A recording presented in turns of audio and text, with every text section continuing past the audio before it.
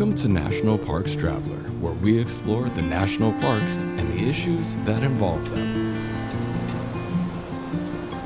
With March Madness down to the Sweet 16 and opening day of Major League Baseball having arrived, we're going to take a break this week and dive into our podcast archives for this week's show. This is Kurt Repanshek, your host at the National Parks Traveler. My NCAA bracket was busted the very first day of the tournament, and while the Yankees won their opening day game against the Houston Astros, I don't think they'll go undefeated this year.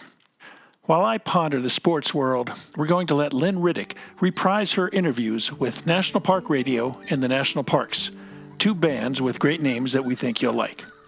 Lynn will be back in a New York Minute with the bands. Embrace the perks of an Interior Federal membership, where our benefits can save you up to $2,800 a year. Take advantage of discounts on insurance like auto, home, and AD&D. Shop for travel deals. Get a discount on password security and identity theft protection too. Discover all Interior Federal has to offer. Learn more and apply at interiorfcu.org. Federally insured by NCUA. Smokey's Life. Full of stunning photography and thought-provoking reads, Smokey's Life Journal is a biannual magazine produced by Smokey's Life, formerly the Great Smoky Mountains Association.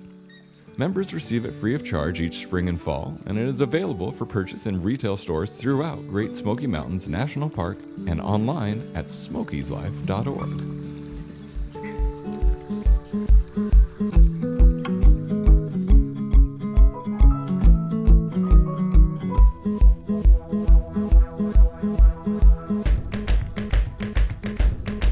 We watch the sunrise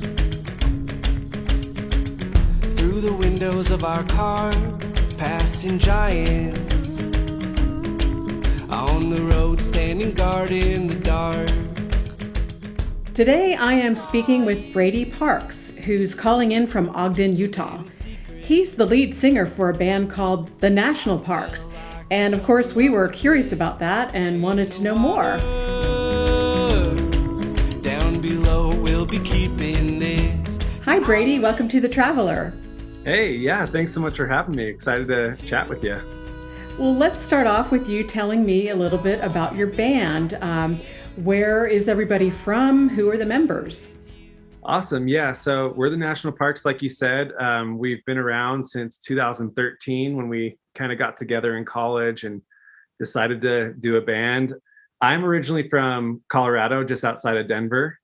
And then Sydney, who plays keys and also sings, she's from a place called Kaysville, Utah, just outside of Salt Lake. And then Cam, who plays drums, he's from Draper, Utah. And then Megan is also from Draper, and her and Cam went to school together and everything. And I'm actually married to Megan. She's the violinist in the band, and we just had our first baby. So it's an exciting time. Congratulations. So you mentioned college and when you got together. How long ago was that exactly? So me and Sydney met, I think it was 2011 or 2012, and we just started jamming together and became friends. The band officially put out our first record as the National Parks in 2013, and we've just been going ever since. Well, how would you describe your sound? That's a good question. I think what we say typically is that we're an indie folk pop band. We have a lot of influences in folk and roots music, but also a lot of pop and rock influences in our sound. So I feel like we cover a wide spectrum from really anthemic pop to really intimate acoustic, meaningful songs too. Who writes the songs? I'm the main songwriter of the band. My process is I like to sit down with guitar or piano and start brainstorming ideas and melodies. And once I kind of have something locked in, I'll start making demos of it and send it off to the rest of the band members, who from there, they'll start working on their parts individually. And then we'll all come together at the recording studio that we go to and make it all come to life with the help of our producer. So it's kind of a fun process we all have. So the big question, how did you decide on the name, the National Parks? Thematically, it was a name that fit perfectly. I write a lot about nature. It always seems to find its way into my songs. I think there's so many parallels between life and love and nature. And I tend to use it as a metaphor quite often to kind of explain how I'm feeling or what I'm going through.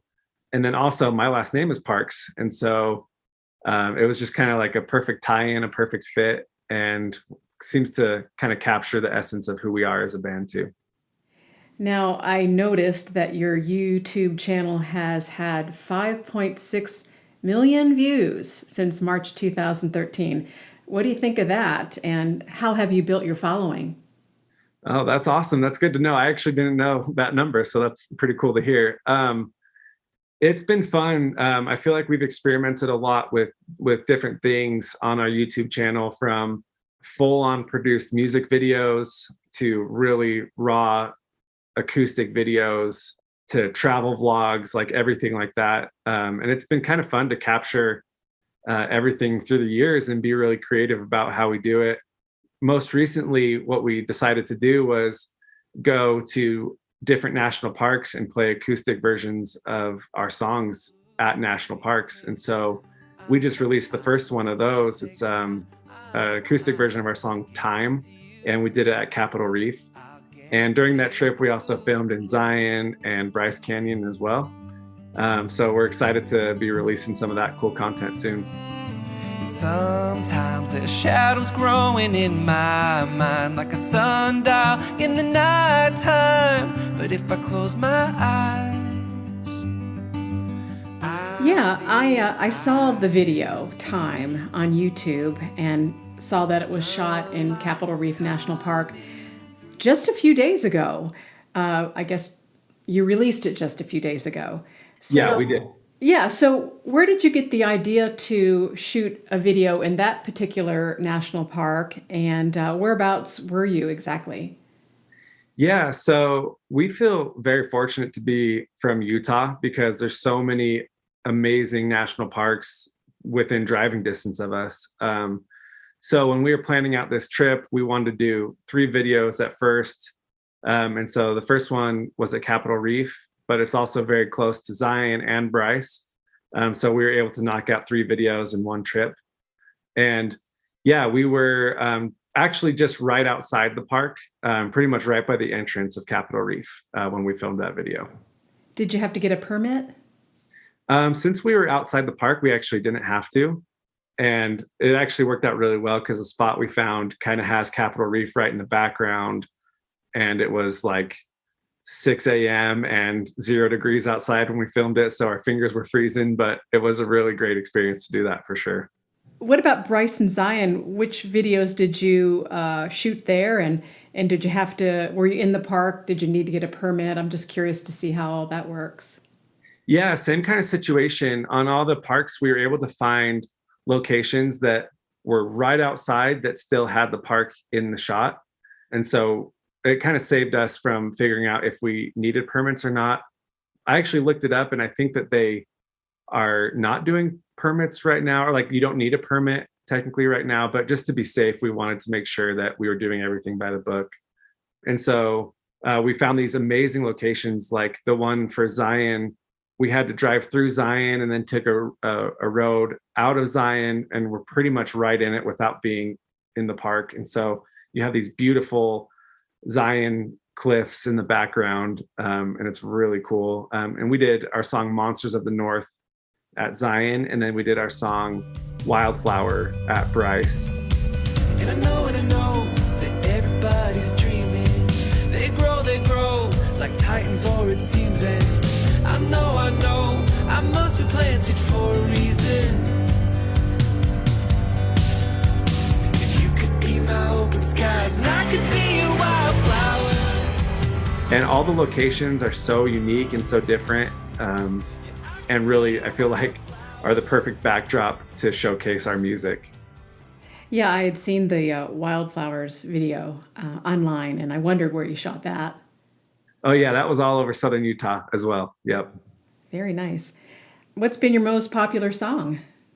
Well, our most popular song on Spotify is our song As We Ran, which talks about the Tetons quite a bit. So that's our number one. And it has been for years. It got overtaken by our song Time for like a week, and then it's been back up at number one ever since. Singing, ooh, if you'll be mine,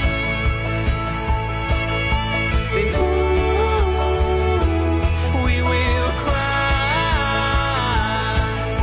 'cause we belong here with the great Tetons. Do you have a favorite song that you've recorded? Ooh, that is a tough one. I feel like they're all my babies, so it's hard to pick. I feel like it's easier for me to say which ones I like to perform live, because I think they all have a different energy live. And that changes all the time, but Wildflower is definitely one of my favorites to play live. And so is As We Ran, just because it's like a crowd favorite and so much energy and interaction with the audience. And so I would say those. Where do you guys play? Where do you perform? All over the place. Like I said, we got our start in Utah and then began touring pretty quickly after we formed. So we've been everywhere in the US, into Canada, and this year we'll be touring quite extensively around the US, starting next week, actually. And not that this is a measure of a band's talent, but what's the largest crowd you've played for? The largest crowd we've played for was probably, there was a festival called Moon River Festival last summer in Chattanooga, Tennessee, and that was about 20,000 people, I'd say. And then just on Saturday, this last Saturday, we played the national anthem and halftime show at the Utah Jazz NBA playoff game. And so that was, however big the capacity at the arena is, 30,000, something like that. So that was a lot of fun. I'll have to check that out because I like to follow the NBA playoffs, but I missed that. So. Oh, awesome. Yeah, check it out. We posted the anthem and stuff on our Instagram. So was that difficult to sing? You know what? That was I'm more nervous playing the anthem than I am playing any other song of ours, because if we mess up one of our songs, like, no one knows. But if you mess up the anthem, everybody knows. And if you don't sing it well, everybody knows. And so we practiced a lot, and I think it went over well. We were pretty excited about playing it. And once we were over with it, it was like big adrenaline rush, and it was a lot of fun. I will say I listened to a lot of your music, and I thought it was super catchy. And from the clips that I listened to, very positive. Tell me about the song Live Till We Die. I heard an asteroid almost hit our planet, and it only missed by a little bit. I heard the dam was broken, that soon we'd all be choking on all the water flooding out of it. And sometimes it feels like sleight of hand, and now the suburbs feel just like a wasteland. I wanna know if we are gonna make it. Let's hit the road, just you and I wanna go back to the basics. Let's build a house in the woods where we can live till we die. Yeah, Live Till We Die was a song I wrote kind of mid-pandemic. I feel like there's so much division and controversy on either side of the aisle about everything from politics to the pandemic to you name it. There's just like so many different voices and so much information out there. And Live Till We Die is a song about kind of wanting to escape all the noise. And, you know, in the chorus, it says, let's build a house in the woods where we can live till we die. And it's kind of just about wanting to live your life and not get caught up in the madness or the chaos of the world today, which I so often do. But it's about, you know, living life with the people you love and getting back to what matters most. Yeah, it's a great song. I really, really liked it. Thanks. What musicians inspire you? I'm really inspired by so many different musicians and artists and bands. I think some of my biggest inspirations would be Bon Iver, Coldplay. I love reaching back to Fleetwood Mac, Michael Jackson, kind of all over the place. But I would say those are some of my biggest inspirations. Now, going back to the national parks, how often do you get to go to a national park to, you know, have a day off and enjoy nature? usually we're traveling around. It's for tour or for videos, just normal band stuff. But once in a while, we actually get to go make a trip to a national park and just experience it and have fun. Megan and I went to Zion last summer, and we just took 2 days and did a bunch of hikes. We hiked Angel's Landing and kind of just, experienced it all. And it was amazing. It was really nice to just have a trip out in nature where we weren't working and just experiencing all the beauty around us. So we need to do more of it for sure. But when we do it, we appreciate it a lot. Tell me about this music festival that you're involved in. Yeah, so we last year started our own music festival. It's right outside of Zion National Park. And it's been a dream of ours for years to put together a music festival in such a beautiful spot and, bring together our favorite bands for an amazing day of music and celebration of life. And so this is the second year, happening on September 10th in Hurricane, Utah, which is in southern Utah by Zion. And it'll be awesome. We're having a bunch of big bands play with us and can't wait for it. So come see us. Come say hi.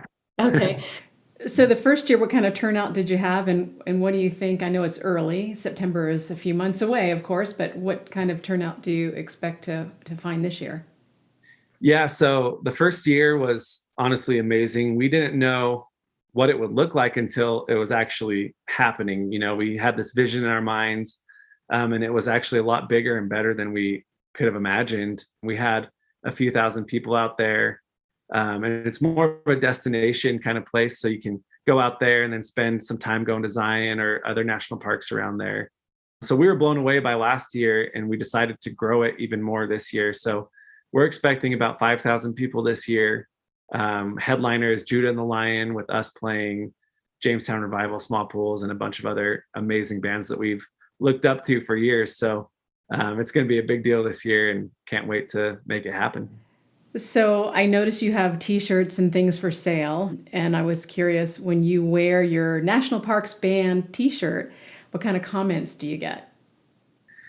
Yeah, I mean, depends on where we wear it. I think when we wear it in Utah, where our biggest fan base is, we get a lot of people that, say they like us or they listen to our music or whatever. And that is really cool to hear.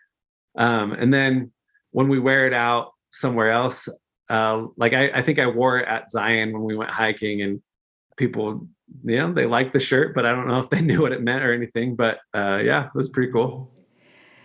Well, Brady, thank you for your time today. I really enjoyed talking with you and look forward to, learning more about your music.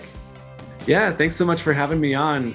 Super excited about this, and we'll be on the road quite a bit. So if we're near you, come say hi for sure. I heard somebody saying this is all a simulation. We are just a test. Patients gotta take the medicine and take it all in stride. Computers reading people's minds, but yeah, everything is fine if we just close our eyes. And sometimes it feels like sleight of hand, and now the cities feel just like a wasteland. I wanna know if we are gonna make it. Let's take a roll, just you and I. I wanna go back to the basics. Let's build a house in the woods where we can live till we die. And that was music from a band called the National Parks. After this short break, I'll be back with another band with National Parks in its name, this one with an indie folk sound.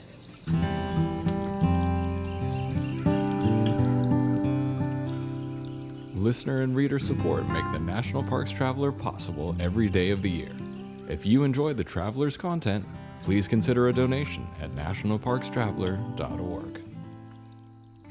The Blue Ridge Parkway Foundation is the primary nonprofit fundraising partner for the Blue Ridge Parkway. It is made up of people who have a deep love for this majestic road and want to ensure that its natural beauty and the experiences it offers endure for generations to come. Show your appreciation at brpfoundation.org.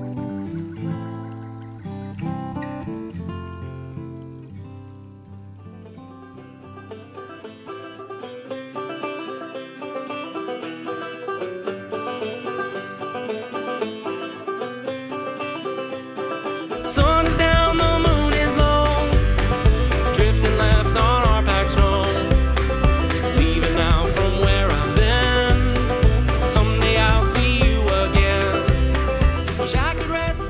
This is Lynn Riddick, and I'm heading to a different part of the country now, Northwest Arkansas to be exact, to speak with some folks from another band with national parks in its name. This one, National Park Radio. Stefan Szabo and his bandmate/wife, Carrie Szabo, calling in from Harrison, Arkansas. Hi, Stefan. Hi, Carrie. Welcome to The Traveler. Hi. Well, I have to say that I was immediately drawn into your music upon my very first listen. Tell me about your music. How would you describe your sound? It's hard to describe. It's hard to put a name on our sound. You know, it doesn't really fit into one genre, but so we just kind of say it's indie folk. So it's got elements, you know, of bluegrass. It's got elements of folk and singer-songwriter.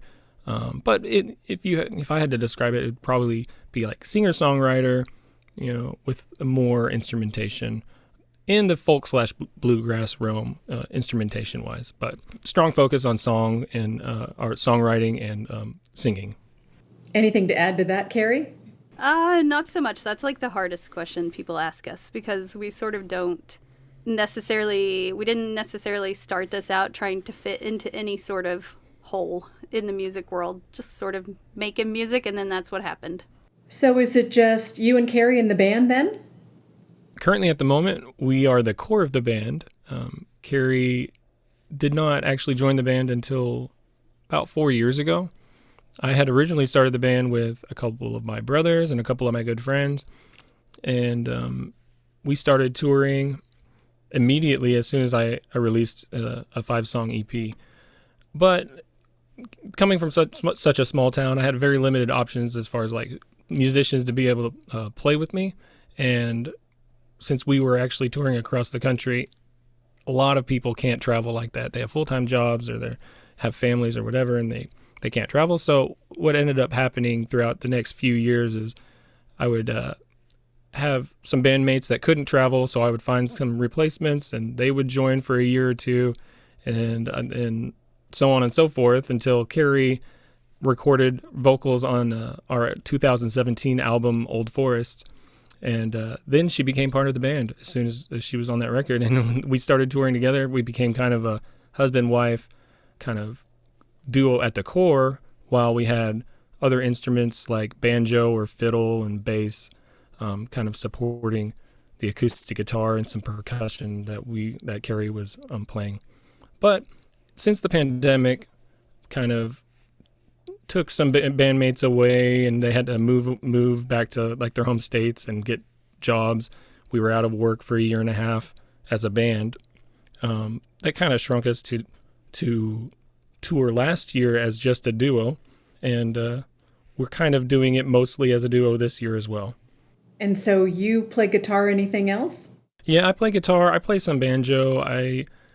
Anything I'll make noise on. I'm not an expert at anything, at everything, but mostly guitar, percussion. Like, so as a duo, we've expanded our duties and we multitask. So I play a kick drum as I sing and play guitar, and I do alternating beats with a tambourine with my other foot.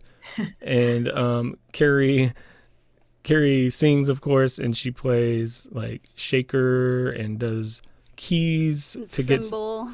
She does different kind of other percussion things, and along with keys for our live show to kind of fill in this.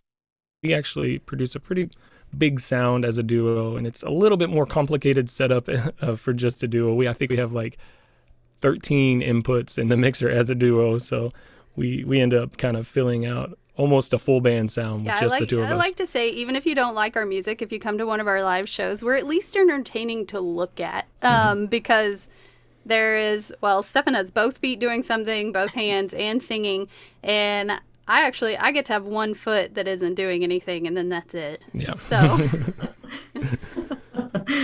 that's a great visual, for sure. So you both have beautiful voices. Did you take lessons, or are you just naturally talented? I wouldn't say we're naturally talented. We've never had lessons, but we struggle to kind of find where we need to be a lot of times vocally. But, it just takes a lot of practice. And for me, I've always kind of had a passion for singing. I've never felt like a great singer, but I enjoy it. Every time I start singing, it's like everything else goes away, and I like it. I love it. It's just it's like my happy place. So, but no professional background. We just kind of self-taught. I guess like as professional as I got in about middle school, I started going to nursing homes and singing to people in nursing homes because number one, they enjoyed it. And number two, there's very little pressure when singing to elderly people who possibly can't hear you anyway. Well, the big money question is, how did you decide on the name National Park Radio? Everybody asks the band name and the question, and it's a hard one to answer for sure, because at a certain level, any band name just needs a name. And so like my brothers and friends, when we started the band, we spent months just like throwing out random names, like, could we be named this? Could we be named that? No, I don't like that. I kind of like that, back and forth on a lot of stuff. And where the location that we were always rehearsing and practicing and writing was about 5 minutes away from our home national park. I call it our backyard park, but it's the America's first national river, Buffalo National River, here in north central Arkansas. And so we were, I grew up there on the Buffalo National River. We camped there countless times. We were rehearsing like basically right next to it.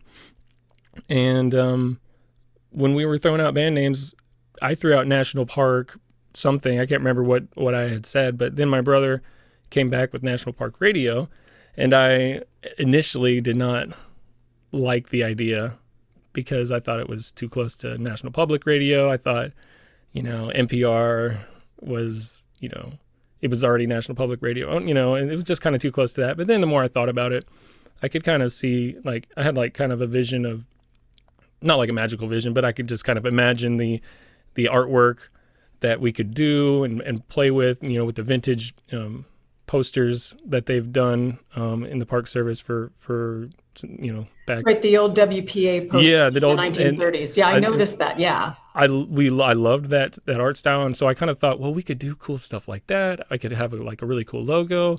We could connect, with people that love the outdoors like we do, and that love adventure and travel, and our music could kind of be a soundtrack for that sort of thing. And so that's when I got on board with the idea. I really liked it, and so just kind of embraced it and got to work on creating a logo and like my first little album art poster thing of our Buffalo National River here in Arkansas. And from there we just kind of embraced it, and it's provided a lot of cool opportunities really going with the name. Yeah, it's always good. Whenever you first did that, I was like, well, it's always good to have some like connection or excuse to possibly go to more national parks. So I was like, yeah, all right, well, we'll go with that. Yeah. I'm glad that you mentioned the Buffalo National River because I knew that you were very close to that location. And also, you're not far from the Ozark National Scenic River in Missouri. And I see you have an upcoming performance at Tyler Bend along the Buffalo National River. So what kind of inspiration do you draw from being so close to these beautiful national areas? And do you get out to the national parks very often?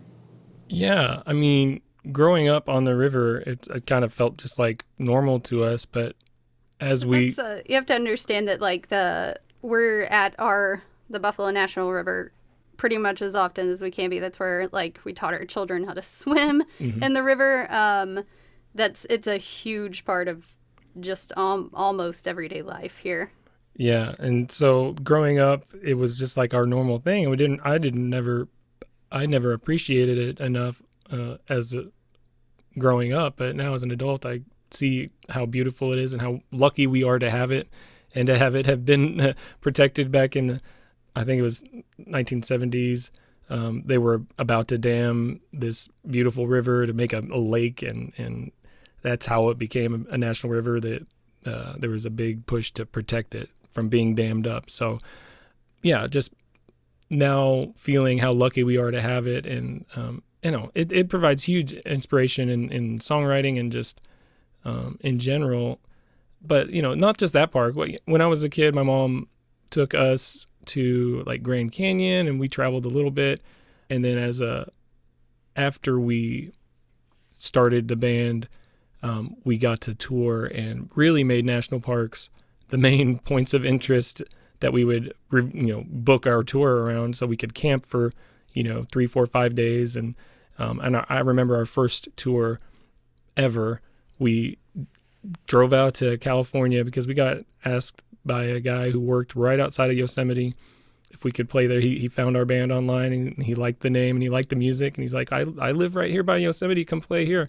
So we drove out there and we played, and we picked up a few other shows, but we got to camp in Yosemite, first time ever in California, first time ever at a big national park like that. And it was mind-blowing and amazing, and it really lit a spark in me to visit and enjoy and appreciate all these other parks. And since then we've had so much time and amazing experiences at parks like Grand Teton, Yellowstone, Glacier, Yosemite, of course, multiple times. All the big ones out west. One of the things that we're lacking is a little more eastern parks, and that's kind of our goal moving forward, is to kind of spread around a little bit more and enjoy more than just the western parks. Tell me about the work that you've done with the parks. So it started out here in northern Arkansas. We were approached by a lady at the college that had a grant to promote. What college is that? North Arkansas College, and here in Harrison, Arkansas. And she was working with the college, and she had a grant to promote like healthy outdoor lifestyles and stuff like that. And so she worked with National Park Service at the Buffalo National River, and we decided that we were going to do, a few concerts, little concerts at their amphitheaters at a couple different campgrounds at the park. And so we ended up doing that, and it was amazing. I think it got cut short because of a government shutdown. So that's another thing. One thing we've learned working with national parks is the federal government agencies, you have to bend to their will. They have rules and policies and regulations that makes it pretty difficult to do like musical performance or any sort of business activity in their park. So, jumping through all those hoops, we got to do a few little concerts, and it was awesome. The park staff loved us, and we loved being there, and the people that came out, they loved it, and playing in that kind of setting was just kind of magical. So eventually that turned into just like a bigger concert here at the Buffalo National River.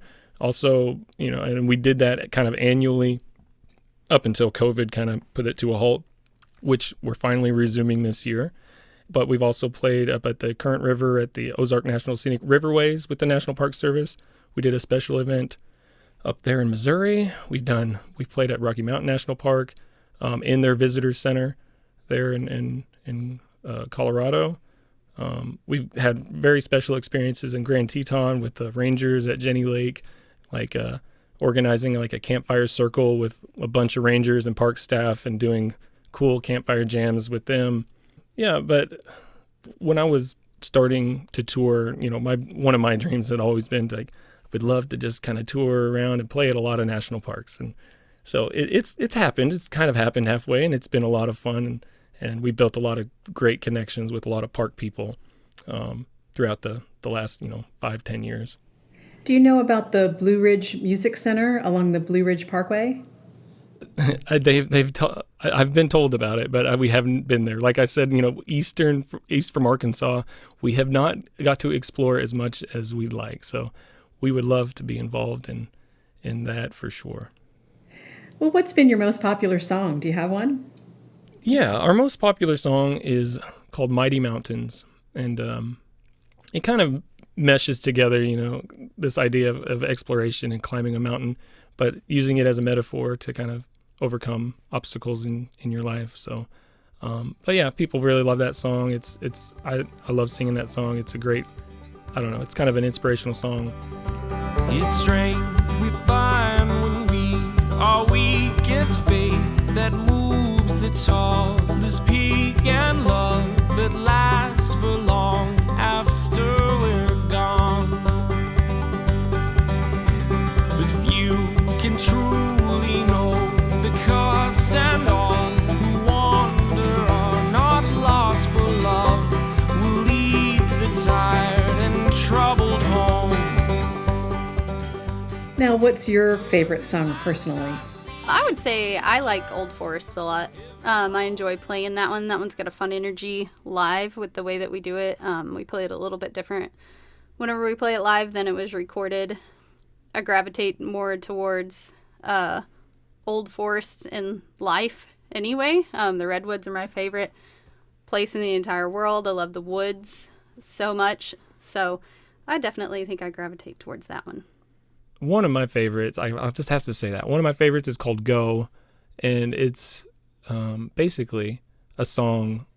And I think of my kids, or I think of children in general, like as they're growing up, or myself even as a kid growing up, when I sing this song, because it basically, it's the chorus tells you to go do what you love, do everything you're dreaming of. And as you make life your own, try to forget what you've been told. So it's basically a song about finding your own path in life, and not necessarily doing everything you're told to do. You have to do what your heart tells you to do, and that's probably why I love that song so much. Just because it's kind of the path I try to follow in life. Is I don't try to fit into any mold. I don't just follow instructions from somebody to tell me what to do in life. I find my own path. I find my own way. Even if it's unconventional, even if it's not the same as anybody else that's ever lived before, I want to just kind of follow my heart and do what I feel is right. In the night they roam, singing songs of desperation.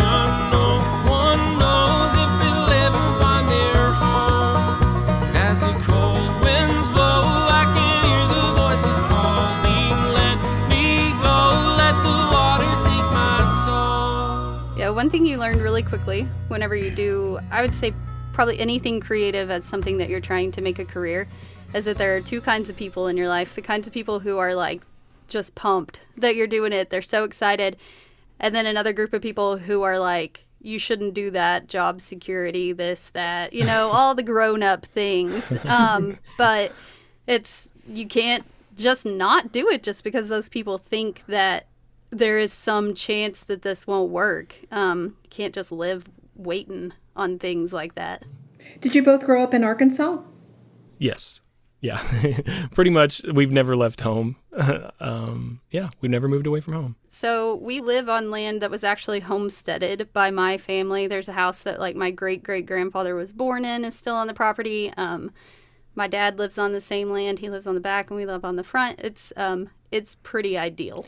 But I will tell you that if we were not able to travel so much doing this as a career, I would probably go crazy being stuck here. So you've got to be able to leave. The saving grace of living in, here in the middle of the country, kind of south, and just like in general, like very rural area, is that we get to travel quite a bit, touring and with music.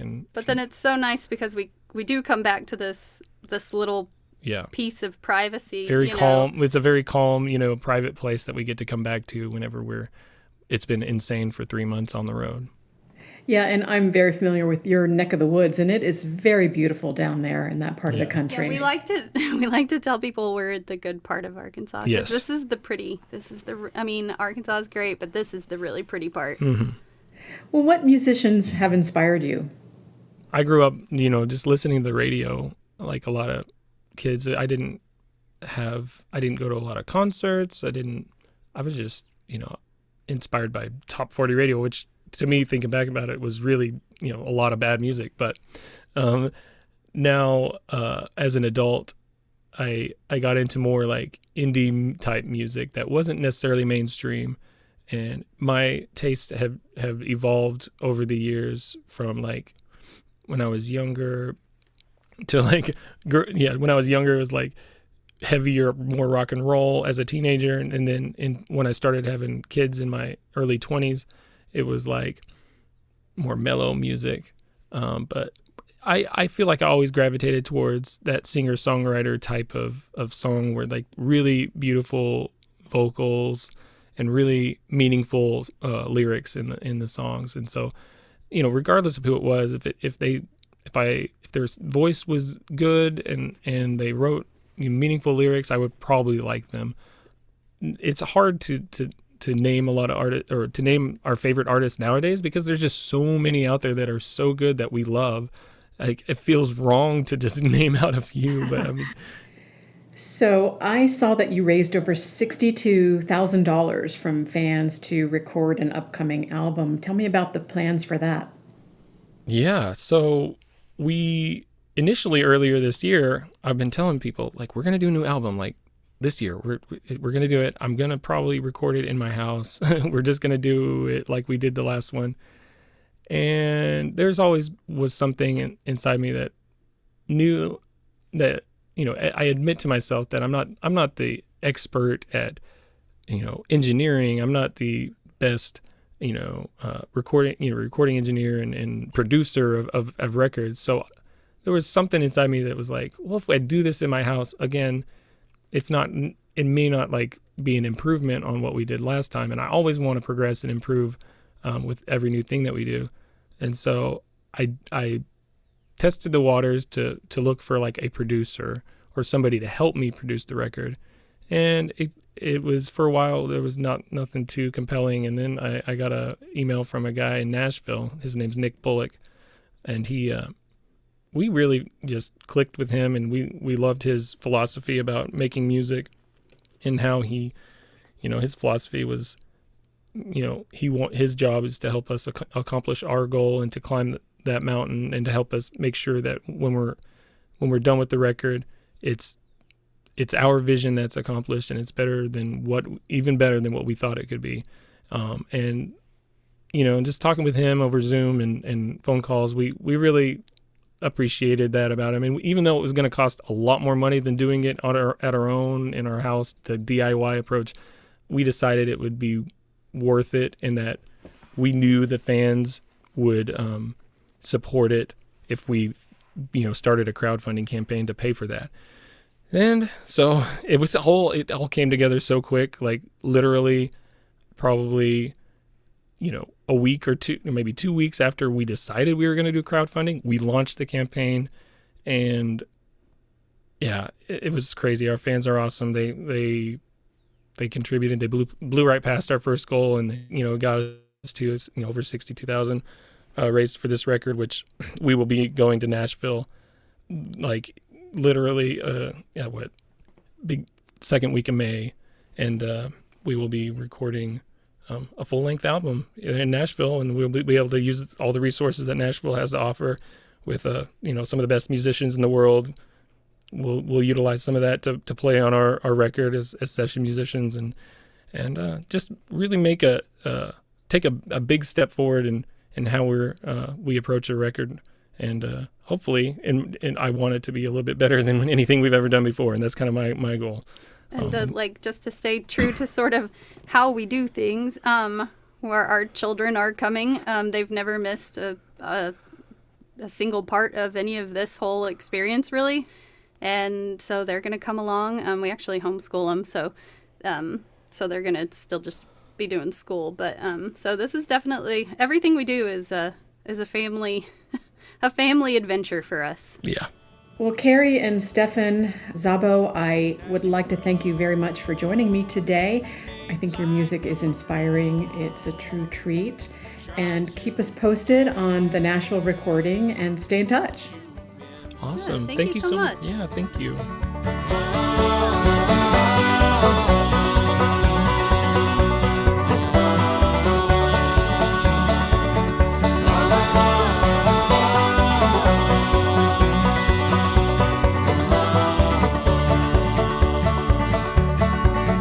When he calls my name, then I'll know where I went wrong. If it's all the same, just do your best to carry on. So you should go do what you love, do everything you're dreaming of, and as you grow, make life your own. Try to forget what you've been told.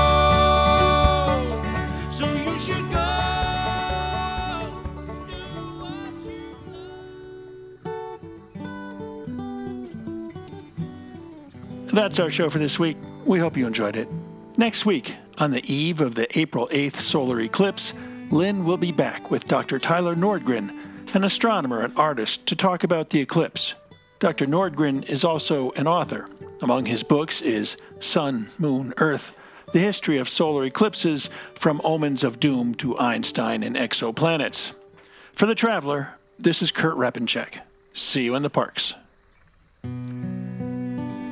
The composers and musicians at Orange Tree Productions have created a unique collection known as the National Park Series that has grown to include more than 30 CD titles. Composed against the backdrop of a park's sounds of nature, these musical scores will connect you with these beautiful places and take you there, at least in your mind. This collection is the #1 selling National Park audio series in the world and provides the background music for National Parks Travelers podcasts. Visit them at orangetreeproductions.com. Editing and production work for the National Parks Traveler podcast is done by Splitbeard Productions. You can learn more about us at splitbeardproductions.com. National Parks Traveler is a 501c3 nonprofit media organization that provides daily editorial coverage of national parks and protected areas. Traveler's coverage is made possible by reader and listener donations. Visit us at nationalparkstraveler.org.